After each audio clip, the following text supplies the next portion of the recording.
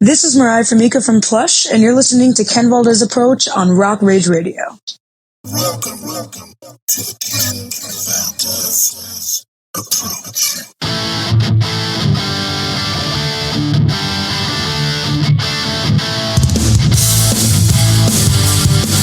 Oh yeah, welcome on in. It's your boy KV coming at you from my Soul Renegade Sound Studios here in Minneapolis. I'm welcoming you to the Ken Valdez Approach. So I get asked this question a lot. Ken, who do you believe is the most underrated band in your opinion? And I have a few for sure. There's definitely a few that come to mind, but one that comes to mind a lot more often than I think, man, is Silent Rage. Now, we're going to go back a little bit. We're going to go back to the height of the Sunset Strip music scene back in the 80s where a lot of bands, they all kind of looked the same. They all kind of sounded the same. Record companies were signing bands that looked the same and sounded the same. And then there was Silent Rage, who was just a little bit different. They had a lot of the familiarities, but there was just something different about them. And that difference is what caught the attention of one Gene Simmons of that band. What's that band called? Kiss, right? These guys are that band, in my opinion, that everybody should have known about. But I'll tell you what, man, the lead singer of that band, guitar player, just a great guy all around, Damon, has had such a wonderful career in this business, and he for sure should also be a household name. So we're going to go ahead and chat with Damon. We're going to find out about those days in Silent Rage and what he's doing now in his band called Damons Rage. Right here on The Approach. Enjoy this one. All right, y'all. I am here with Damon.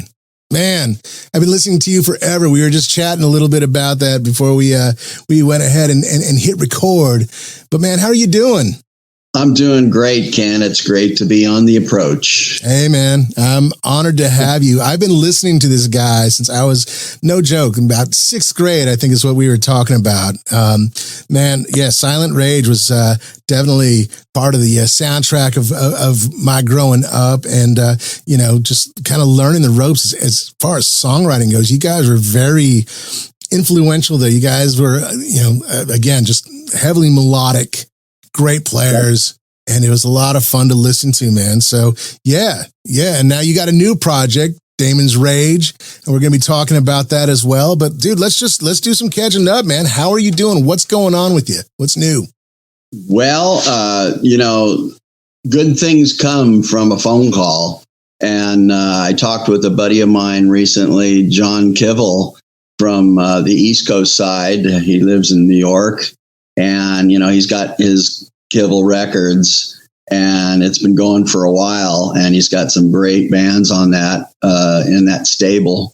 And so he's done some rock fests, and he approached me a few weeks back, or maybe 3 weeks back, for me to come and be a part of it. He'd like to have me come out and either, bring Silent Rage or bring my solo band. And I had the idea, I wanted to launch a new solo band, and I came out with a new album 2 years ago in February 2020, just when the lockdown was about starting. Right. So the only plus on that was people didn't really have anything to do except buy music and listen. So I got a lot of good press and a lot of good listeners out there and people that picked up the album. And that was called Damons Rage. And from that inception, I thought this would be a good name for a band to go out. And what I had in mind is to play, of course, my solo material as well as and some of the new album, but also combine and do maybe like a half and half Jesse, half Silent Rage material. So when I talked with John, I said that's my plan, put together a band and do both. And he goes, that's perfect. So I had a few guys in mind, and on some side projects I did last year, I met Jack Frost, who is from the East Coast, and different bands. Just currently, he's Aldo Nova's lead guitarist.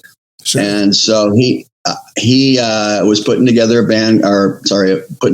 project and an album called Brothers in Arms, which is actually the name of the band, Brothers in Arms.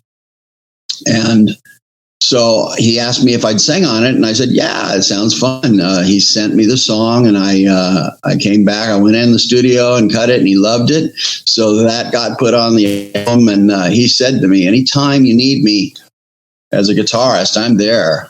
You form something, or you need me to fill in, or whatever it is. So I called him first on this project, and nice. And and I was very happy because he's a strong player, and I thought, I need a strong anchor in the band, and so a few of the other guys involved, the bass player and the drummer. It was helped and suggested through John. He had a couple players out there, and they're very good players. Matt Mahoney on bass and Lee Nelson on drums. Fantastic. And they've been in his stable of playing in a few bands that have been signed to Kibble Records. And so I talked with those guys, and so far, that's the three of them out on the east side. And then Eric Ranyo, keyboardist extraordinaire, who's been on a lot of albums and in a lot of bands. He's just a phenomenal player. I had him on my Temptation in the Garden of Eve album in 2013 release.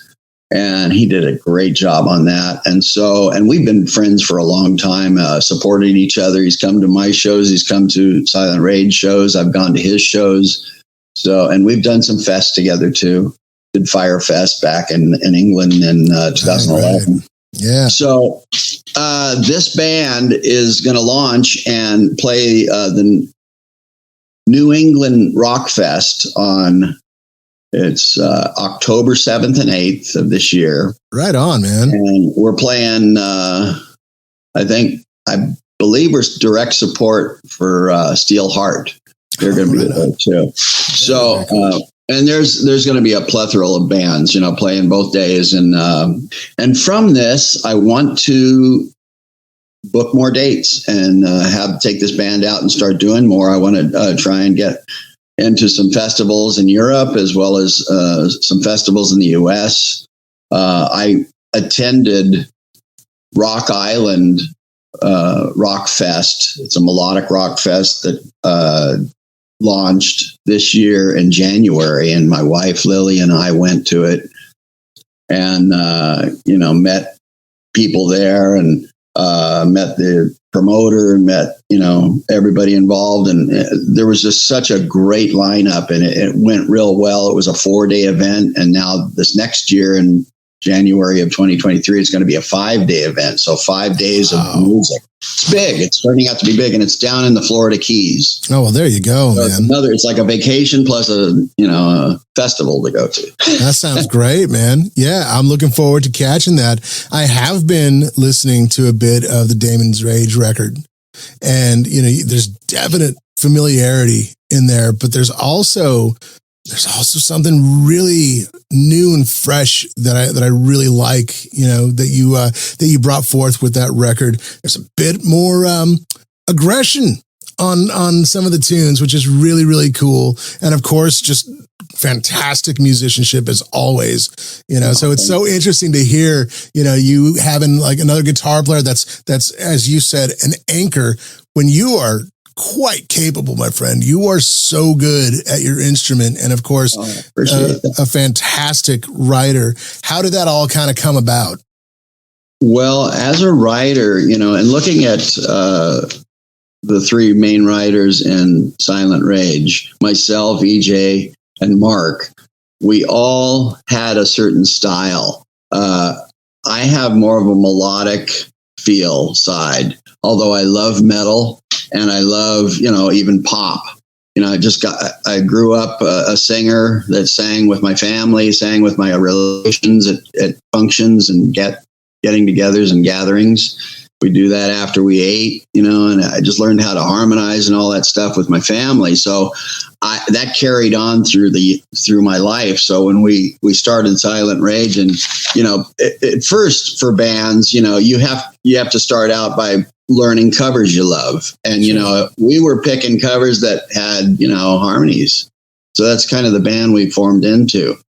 And might have been my driving force because I love to sing. I wanted to hear that harmony, and I love bands like Journey and bands like, Foreigner. And, but, we also grew up with some 70s influences, the harder rock guys like, Deep Purple and UFO and right. Monster Cult, some very cool bands.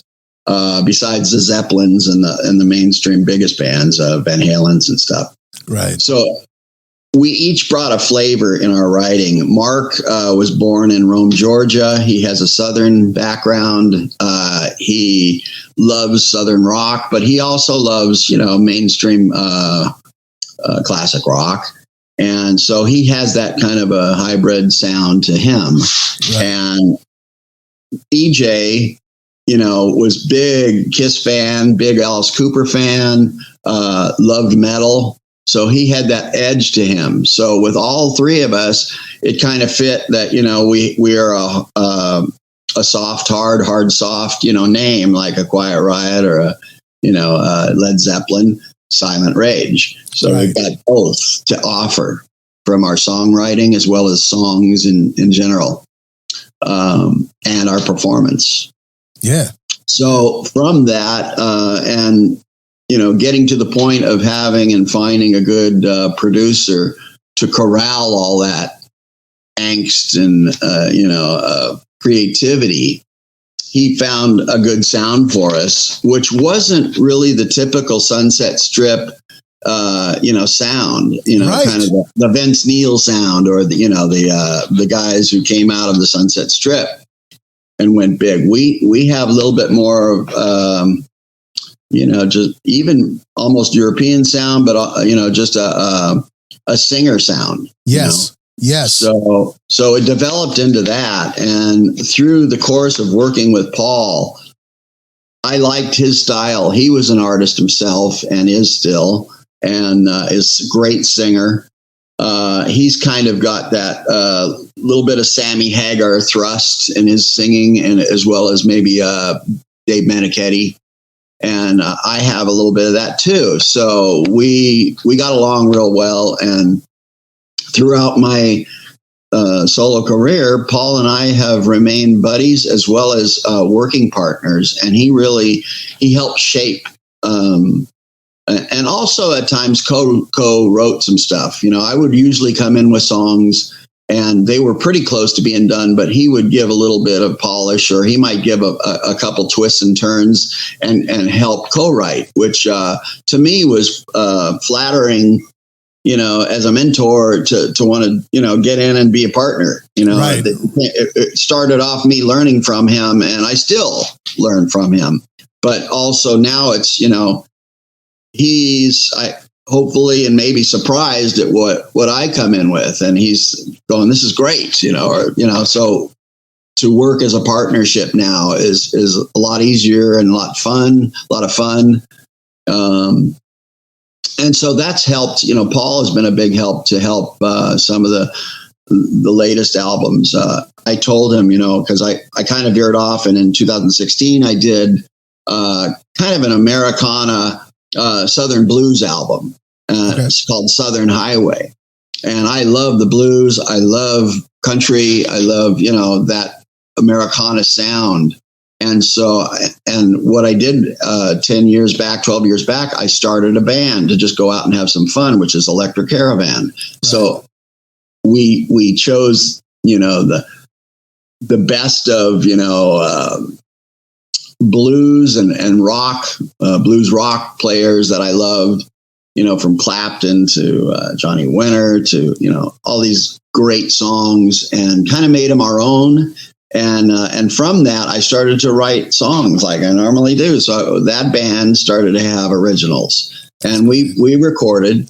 And so from that came Southern Highway.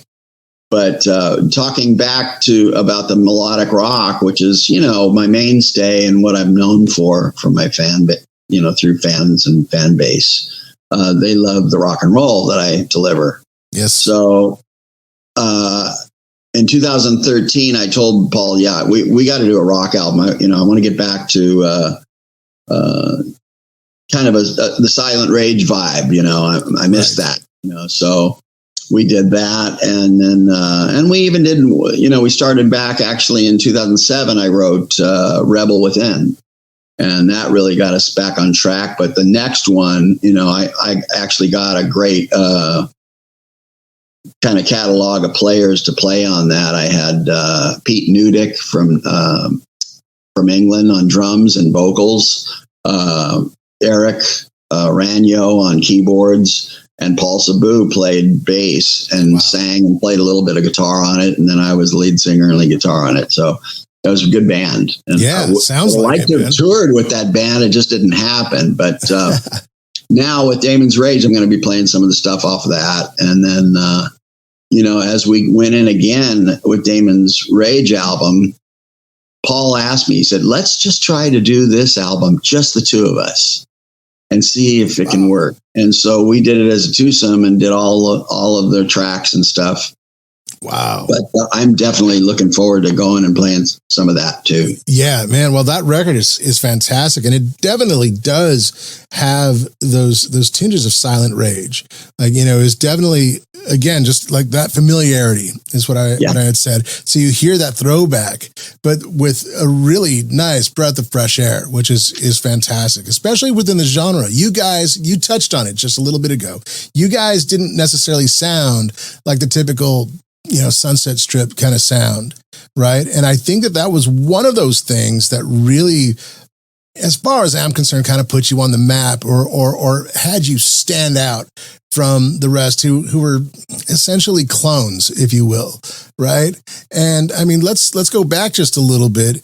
I mean, you guys were obviously, picked up by Gene Simmons, right? So when you guys did the Shattered Hearts record, on up to Don't Touch Me there, with the help of Gene. How was that transition for you guys? Was it different as far as the writing was concerned, as far as the studio? Was it just a budget kind of thing, or how did that all kind of play about? Well, I think let's go back to the first album, Shattered Hearts. We were signed to Chameleon Music Group right in our hometown of Hawthorne. We were raised living in Hawthorne at the time. And so we find out a friend of ours from high school was working at this indie label, Chameleon Music Group. And so we had gone in and did a demo with Paul, and we had, we thought we were on the right track for an album. And we liked our sound. So we brought in Steve Brownlee, and he helped us get that deal. And so with that first album, recording with Paul, getting some direction from a producer. And a lot of times, a lot of our recordings before that point were either produced by us or, co-produced and, helped along by just the engineer. We didn't have and didn't use a producer. We were too young in at our time of being in the studio. But by the time we had met Paul, he showed us what happens when you have a good producer, kind of in the driver's seat, helping arrange and not mold, but he mixes a certain way, and he has his way of pulling creativity out of the singer, as well as each member who's playing. And that's kind of the process of, I feel, that producers have to do. They have to have a relationship, and they have to speak and communicate friendly enough so that the artist feels comfortable to do their best. Right. So right. That's what happened. From that, we had a pretty good success story with the Chameleon Music Group, and we did a video. And if you remember on that album, Rebel with a Cause was on that. It was our first version. And so we went to the Roxy and we headlined that night, and we shot a video of Rebel with a Cause with all the live trimmings, but we also did a few, takes with just the playback. So we were right in sync with it. And so that was fun. And from that, Chameleon stepped up and got some better distribution through Capitol Records. Okay. And at that time, we were trying, our best to find a great manager. And we were, we had gone and we found a connection, and we got a hold of Kiss's merchandising manager, Howard Marks. Well, that was on our kind of our exploration. EJ and I went into an album store, with vinyl and CDs, and we were looking at the back of covers of, any kind of information on our favorite big bands, finding Doc McGee or finding, whoever it was that, was on the back of some of the big favorite bands of ours. And we found that. And so we got a hold of them, and we actually talked to Howard Marks on the phone, and he said, I'm going to be in LA at this date. Why don't we set up a meeting to get together? And we told him we were playing live at a club. So he came, and after watching our set and coming backstage and talking with us, he says, guys, I want to explain, I'm a merchandising manager for Kiss.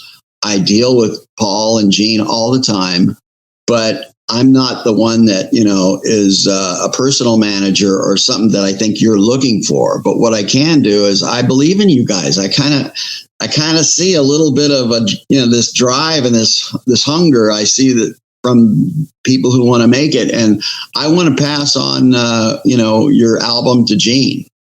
And at that time, he says, I've got some information that he's going to be starting his own label with major distribution, and he'd probably be interested. So we said, oh, well, thanks so much, for coming. And we didn't really think anything was going to come of it. Right. About 3 months later, after that gig, we get the call from Gene Simmons. Wow. And he wants to talk to us, and he's got the album on his lap, and he he hears something there and he's loving it, like I said, because he says this doesn't sound like a West Coast Sunset Strip band. You guys got a certain different sound. It's very strong. It's it's a good sound. I like the performance. I like your vocals, and so from that.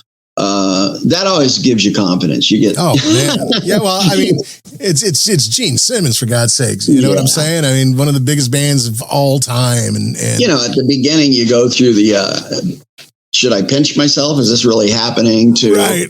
Eventually having some meetings and really knowing, okay, we're gonna do a go of this, and we're gonna give it our best, and and Gene was really helpful. He would give opinions, and then he wanted us to be ourselves. So we'd figure it out. The first thing he wanted to talk about was, let's get you in. I want to talk about doing a new album with you guys, and I want to get you in the studio. I want you to start writing right now again, and kind of take off from where you were. You might want to give it a little more edge, and so I think we came out like barn burners, for Don't Touch Me there. Yeah, man. It was a level, a step above, what Shattered Hearts was, even though I love Shattered Hearts. But, and then you can kind of hear it in the difference.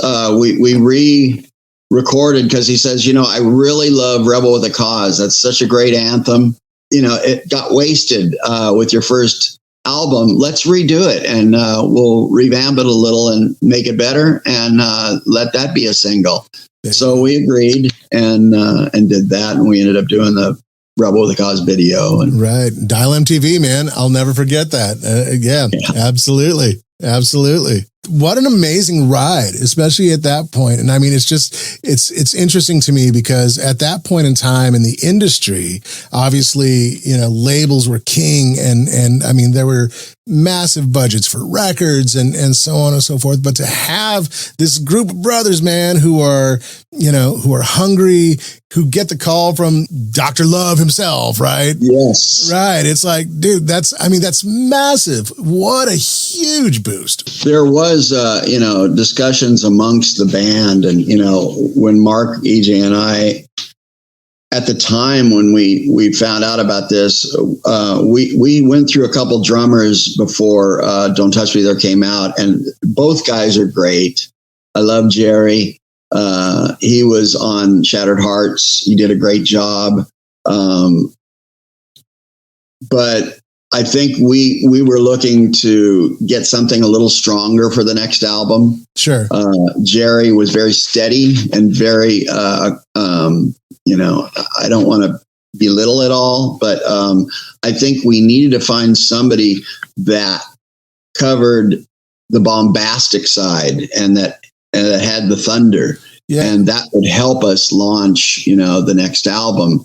And so, by the time we settled, we had Brian James Fox. And Brian, coincidentally, was in White Tiger, which, was a relation to the Kiss, family umbrella there. And I'm going to take a short break from my conversation with Jesse Damon to talk to you about LPD Pedals, Lawrence Petros Designs. Now, essentially, this is for you guitar players out there, but, I've been thinking about this. I have a feeling that there's people that might have a guitarist in their life. Or, because we care so much about music here, what sounds good. Well, these things sound good. Lawrence Petros Pedals, man, his designs, they're incredible. He builds these things by hand using top quality components, and they are absolute, without a doubt, tone machines. Guitarists, that we chase after that tone.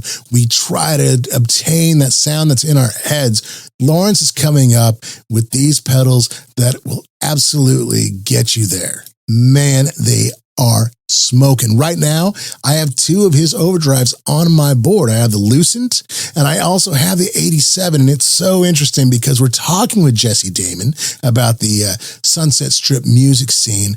And I remember those hot rodded, those modified Marshalls. The 87 absolutely nails those modded Marshall sounds. Without a doubt. Absolutely. These things are amazing. The 87 goes from, just slight breakup to over the top fire breathing monster and then some. And that's just the tip of the iceberg. Aside from the overdrives and distortions, there's choruses, there's delays. Man, Lawrence is coming out with some real winners. So if you value your tone, you're looking to maybe just try something a little new, or, you're trying to find something that's just going to get you there, go check out Lawrence Petros Designs, www.lpdpedals.com, and tell them your buddy KV sent you. Another one of the suggestions is, have you guys thought about some outside writing? He goes, I get submitted a lot of outside writing, even for my career with Kiss, we've done outside writers and brought writers in and they're really good. And, if you can't deny, if it's a hit song and you love it, right, why not record it? So if it's going to help the album and be a stronger album. So that was kind of a new introduction to something integral. Do you want to do that? Do we want to do that? Are we open to that? Because it's gone pretty good so far.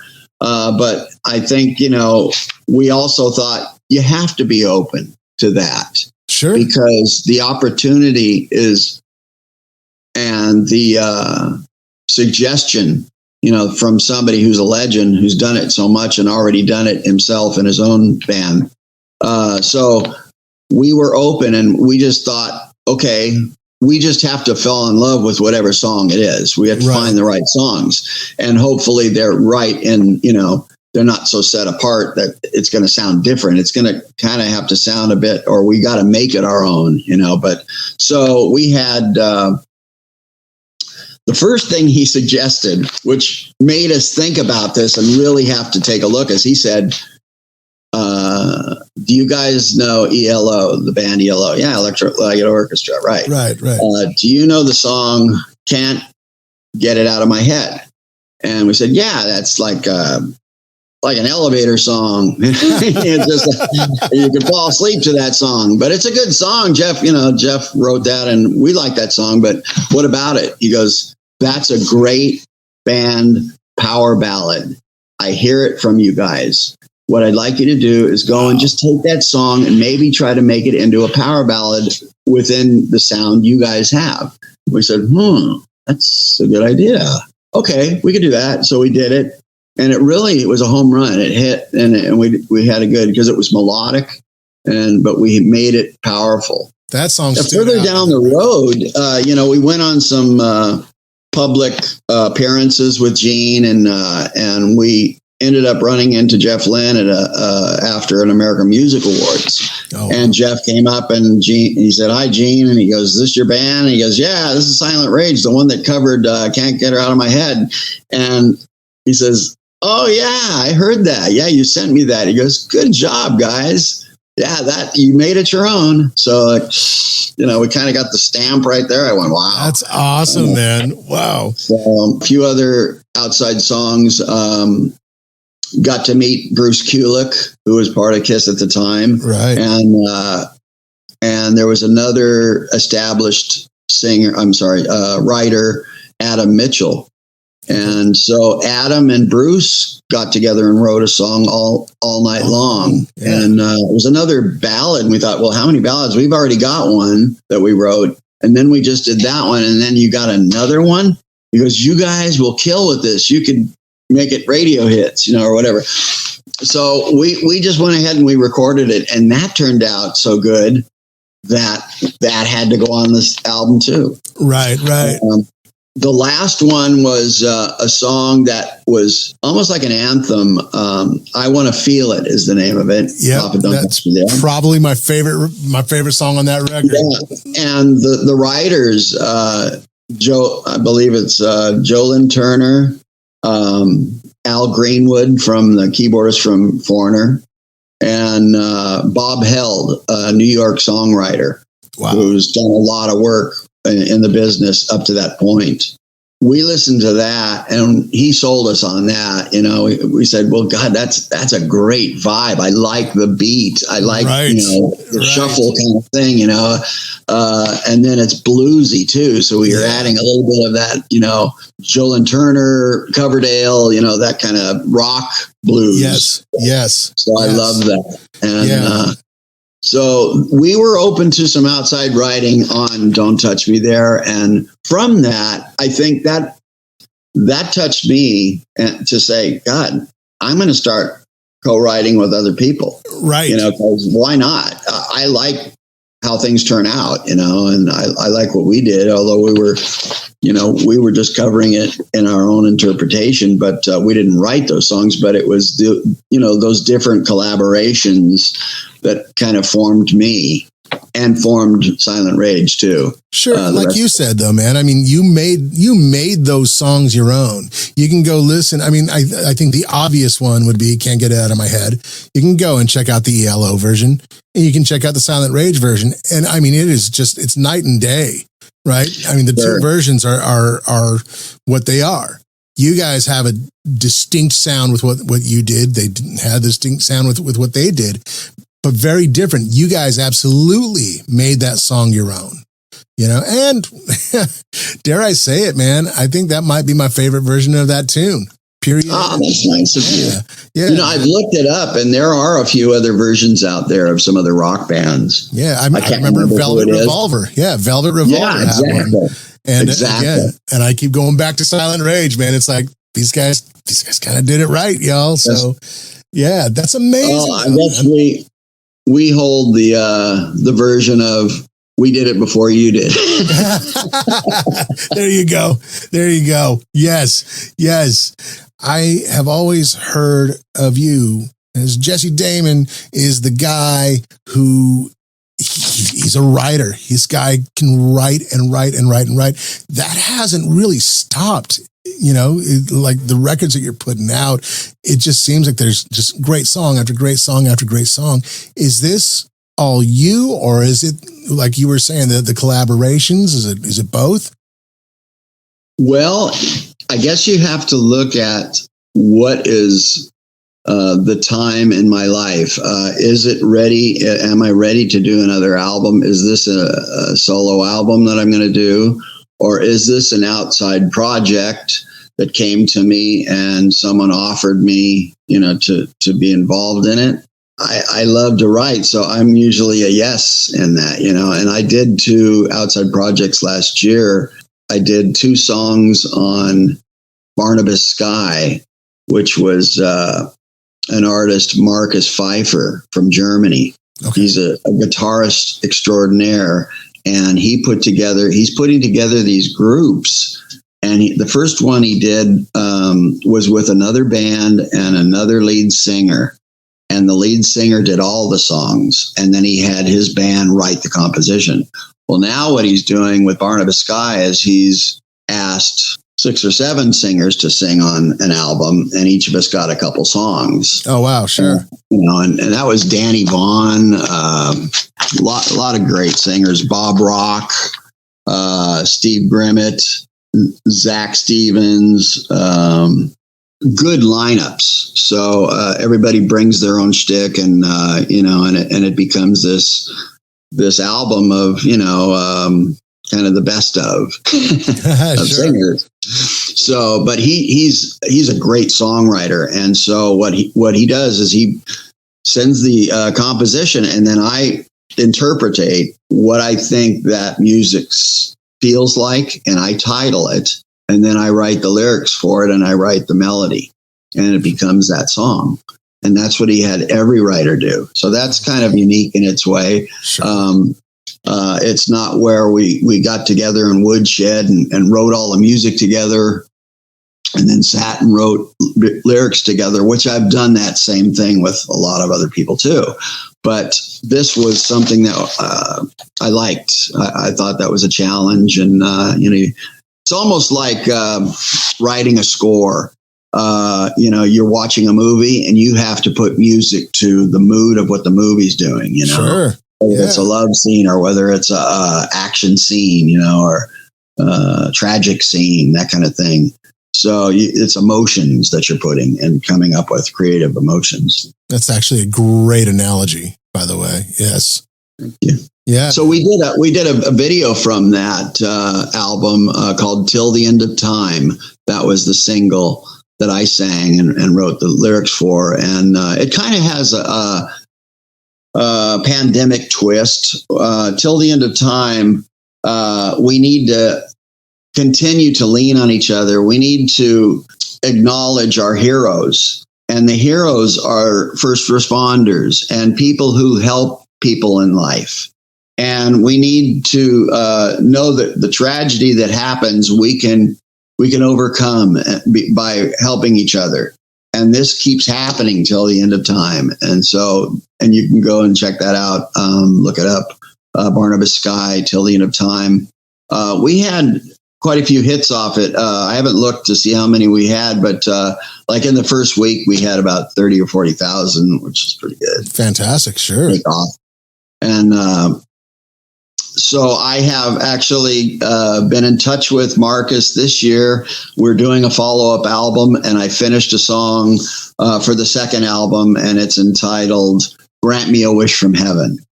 Nice. And that's a special song. It's a great song. So this is another band and another album you can go and check out. The one that I did with Jack Frost, I did that before Barnabas Sky, and Jack.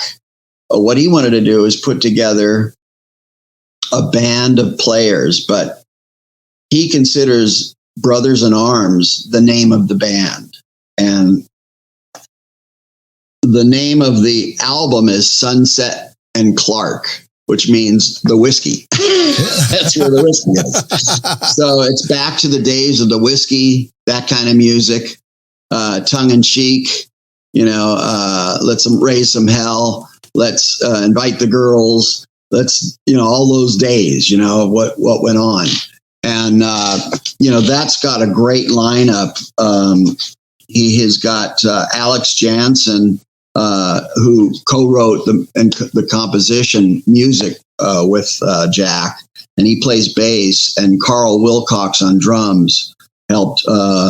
They had a couple extra. Dave Amato from REO, he played solos, and Mick Mahan played some bass on it also. Pat Benatar's bassist.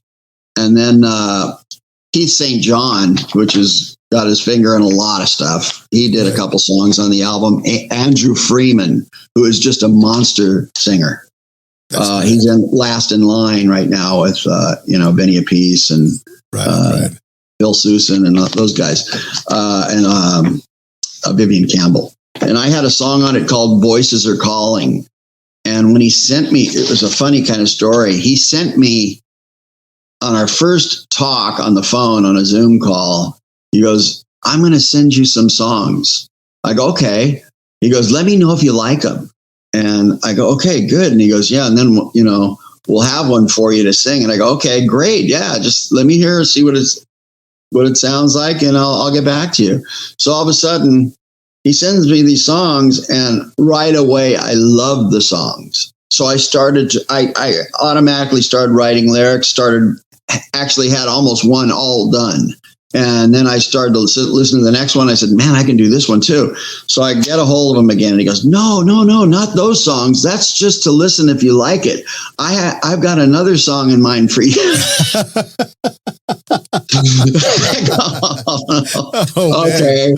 Okay. So he sent me this, and it was an edgy song. It was kind of metal and, pretty cool song, kind of dark, eerie.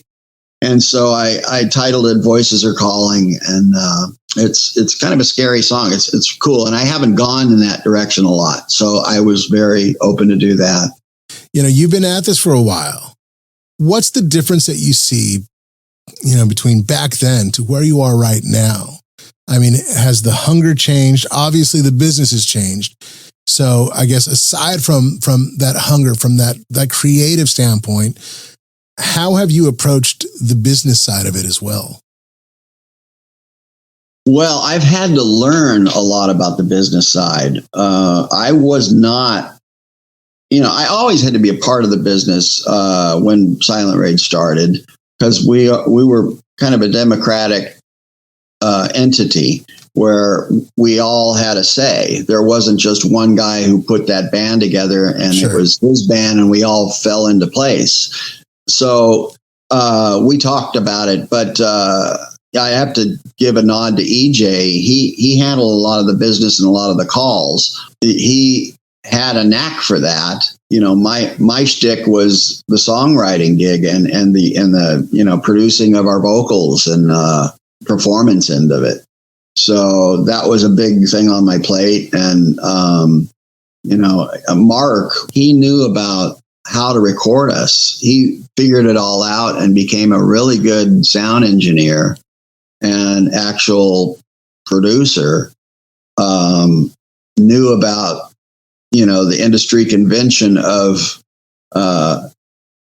EQing, and all that. So you have a bottom end, you have, you're separating your highs and your mids so that you're not, piling everything up into one kind of a sonic sound. Right. So he learned all that. Besides that, he was a good guitarist and also a lead guitarist and did some solos.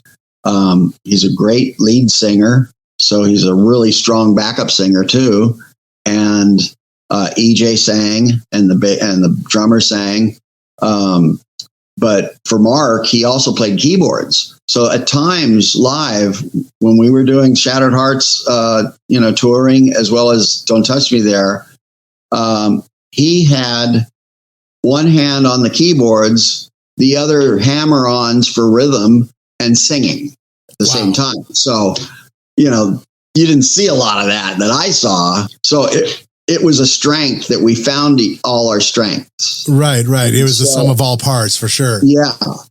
And one thing, and then the other side of the business side was, we were making money and doing a lot of gigs, but we weren't giving it up all the time. We were putting it in a bank account, and on our own, to get to be a better band and get more hirings, we were able to buy our own sound system, PA system, and our own lighting. And I don't know if you knew about me, but I'm a third generation set lighting technician out of Hollywood. No, I did not know that. Wow. Local 728. And I got into that after high school. My dad was in the business in that local, and my grandfather was in it. So I was third generation. And so I did that as a tandem career from 18 years old until a few years ago when I retired. But I had to pick and choose. So sure. when Silent Rage was going, I was not doing as much lighting, but I still had to keep my card and still had to, do a certain amount of days a year or weeks a year. But, Silent Rage was taking precedent. And, when I had other times, even when Silent Rage was off the road and we weren't doing an album, I had downtime, I could go and work, I could do that. Right. So it was means to, to have money for food and bills. So, right. Allow you to chase the dream. Right. Yeah. But back to, knowing our strengths then, I think what happened when we actually came to the end and the grunge scene came in and kind of put the damper on, the polished melodic rock that was out there. They wanted to go to a different thing. And it's kind of like it was just a different vibe, that they're putting an edgier genre together, and which was a lot different sounding than what we were doing. So I decided at that time, I think I'm going to try to do some solo stuff and maybe do a solo album and just start songwriting and exploring and maybe co-songwriting. So I did that in the 90s a lot. By the time I got to the 2000s, I was ready and wanting to get a record deal. And I thought, the best way to do it is, look up some of my old contacts, see if they can help. And they did, but they also directed me to some labels that said, well, we're Silent Rage. We want to sign them. Of course. So I revived Silent Rage, and it was a melting pot back then in the, say late 90s and early 2000s. Silent Rage was doing bills that were, some of the headliners were a little harder than what we were. Sure. And then some of our headlining positions, our openers sometimes were lighter than us. So it was different. It wasn't. Yeah. And to me, when I was doing my solo stuff, I opened up the show for a punk band that was big at the time. And, here punk hadn't been big, but they were big in the early 2000s. It was a next generation punk band, Pennywise, and so, so you kind of had to just swallow that pill and just be happy you were out playing. And, even some of the punk guys would come up and go, you're a good player. I like your songs. That's not really what I listen to, but I like your band, so you get that. And I thought, well, hey, that's something. And that might pave the way to coexist and be able to continue on. Because I didn't know, melodic rock for what it was in the 80s kind of went to the wayside. I wasn't sure if it was going to survive except for the big bands and hits. Motley and Bon Jovi, of course, would live forever because they saluted themselves. I always wanted to say in an interview that I wished Silent Rage would have come out 2 years earlier. I think if we would have come out in 85 with Shattered Hearts and then put Don't Touch Me there in 87, right, we would have had the solidification of being on the map and touring more. And then in 89 put out Still Alive, our third album. That one was at the time being produced by Bob Ezrin. I remember, yes. And Kevin Beamish, and both, honored guys in the industry of who they've worked with, from Pink Floyd and Kiss. Kiss. Beamish had worked with REO and Y&T, and so these guys were great to work with, and that was a learning experience for me. And that was our second album, starting with Gene on Simmons Records, and we went in the studio in 1990 to still try and make a go of it. We were going to come out with a new album in either late 90 or early 91, and we were talking with Interscope, and it just, the window had passed. He says, "Look, I'm starting to sign grunge acts and Seattle and Washington bands, Right. I mean, it was disappointing. Your influences, who contributed to the Jesse Damon sound? I mean, I like to go and watch hard rock and metal bands, but it was kind of a different time in the 70s when I was first going to concerts. So it was, some of the ones I mentioned, UFO. I got to see Eric Clapton in 1973, his first time back before, being out of rehab. And he came out and the spotlight hit him and he went right into Layla. And that was an impression. I just went, "Oh, I love this song." And then, one of my first shows was Johnny Winter with Rick Derringer as his guitarist. Wow. And they played Long Beach Arena, and they played the entire Johnny Winter live and album. And I love, It's My Own Fault, that song, and I play it now. So, that was an impression, how great Johnny was as a blues singer, but the electrifying Marshall stacks he was using. Right. And it was a powerful rock band, but it was blues based. And I just love that. That formed me. But I loved guitarists like, even Blue Oyster Cult, On Your Feet or On Your Knees, The Last Days of May, and Buck Dharma. Talk about an underrated player, man. I loved his power. He wielded, I should say, live in concert. Got to see On Your Feet or On Your Knees in 1975 when that came out. Just an impressionable band. And then I loved Michael Schenker too. He was definitely an influence of mine. So I loved, Scorpions and UFO a lot. Right. So I went to see them a lot. I did love Deep Purple too. I love their songs. Richie, another big influence of mine. Just learning his solos and the treble sound. I just loved it. It was so bitey. Yes. And I loved that Strat sound that he would do.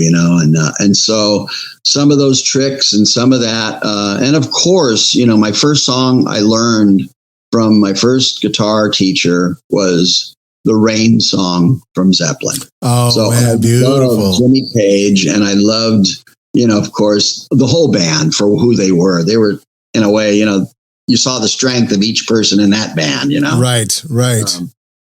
Such a powerhouse. But I definitely loved, Robert Plant's voice going, this guy is such a high tenor. Man, I can't believe how he screams and what he hits. Also, I love Santana. He was another influence on me. Yeah, man. I really loved Carlos and his freedom of expression with the way he played. It's how you want to do things on stage. Right. It's just, let it flow through you and just, be real and, And he's still so that God, when he brought on Neil Schon as a second guitar, and I started to listen to Neil, and then Neil formed Journey, and I went to go see some of those early formations without vocals, or they had on keyboards. Eventually, they had Greg Raleigh on there. Greg Raleigh, right? Yeah. And so I loved that. But then, in '77, when Steve Perry came in, I just said, this sound is just killer. This, that's a formula sound for what's going to happen in this industry. Yeah. Everybody's Everybody's going to become, wanting to do harmonies and stuff like that. I loved the blues. So when Foreigner came out, I loved Lou Graham's voice. Yeah. I thought, what a great singer. Yes. So, yes. and I liked high tenor singers. I liked, Jimmy Jameson. Sure.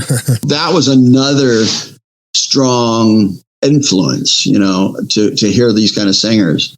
I knew my range. I was close, but not quite as high as some of those singers. Right. You got that kind of almost baritone to tenor, right in that area. Yeah. Yeah. I was lucky to get a part of my dad's influence. He was kind of a lower, throatier talker. And so I have that, but and it comes into play. I also got a little influence from Paul, how he sang too, with his grit, Sure. So probably leaving out a lot. I mean, I like guitarists a lot that influenced me musically. Jeff Beck.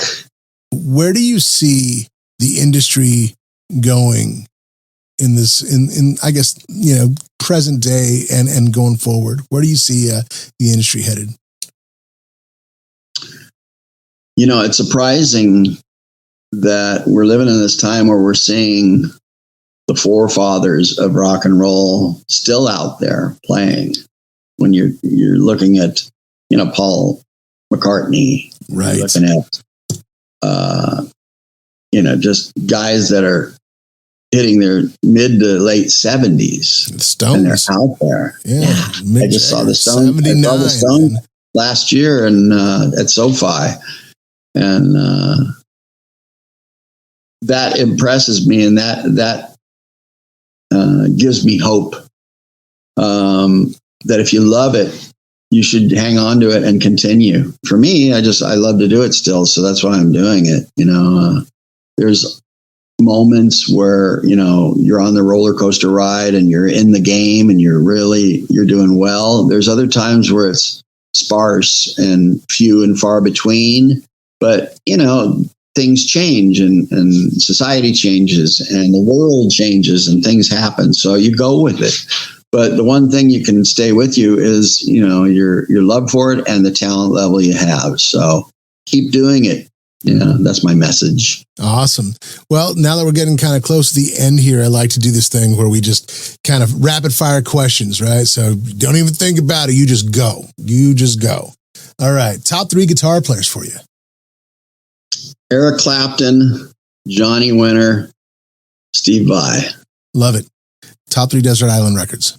I'll say Zeppelin, Physical Graffiti, Deep Purple, Made in Japan, Foreigner 1. Nice. This is going to be interesting here.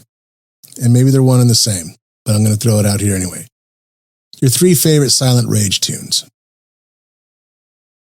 Rebel with a Cause, Some Kind of Woman, Tonight You're Mine. Good job. Top 3 Jesse Damon tunes. Love Gone Wild, Love Isn't Love, Tell Me Lily. Awesome. And last but not least, if there was one song you wish you wrote, what would it be? A song that has a message that brings people together. I Want to Know What Love Is. Wow. There you go. That's a great tune, and it's a great choice. Very good, man. That's awesome. Where can people find you, my bro?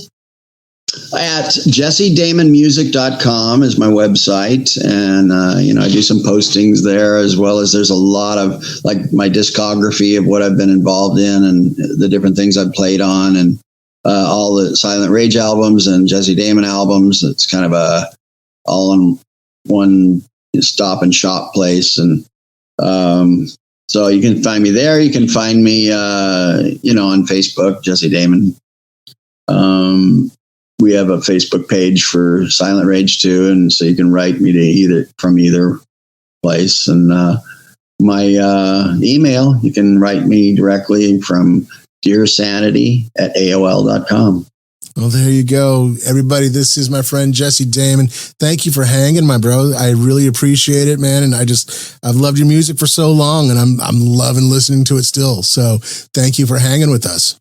Thank you so much, Ken. It's been a pleasure, and thanks for all the great questions. And it's fun to talk, and I wish you the best, and with your artistry, with this podcast, and look forward to talking to you down the road again.